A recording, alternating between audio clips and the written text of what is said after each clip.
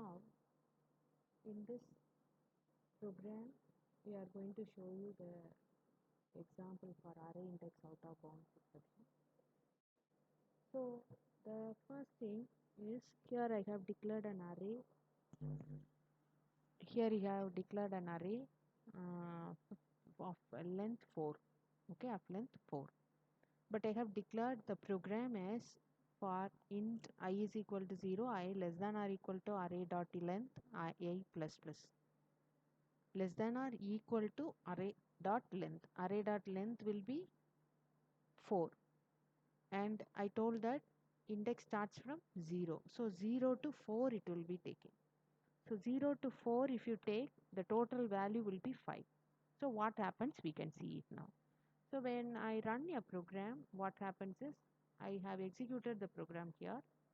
See, it has displayed 50, 60, 70, 80. It goes correctly. Okay, I have 4 values, 50, 60, 70, 80, it has displayed. And, but here at last, see in exception in thread main, why it has given here means it is being shown that, okay, it is being shown that you have your fifth value. It will be taking the value here as 50. When I is 0, it takes the value 50, printed. When it takes the value 60 when I is equal to 1.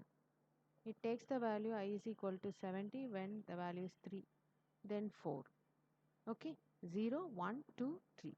Then comes 4. I plus plus you have taken because I less than or equal to 4 array length. So if you take in such condition, what will happen means 4 less than or equal to 4 condition will be true, comes over here, but you cannot find out a value there.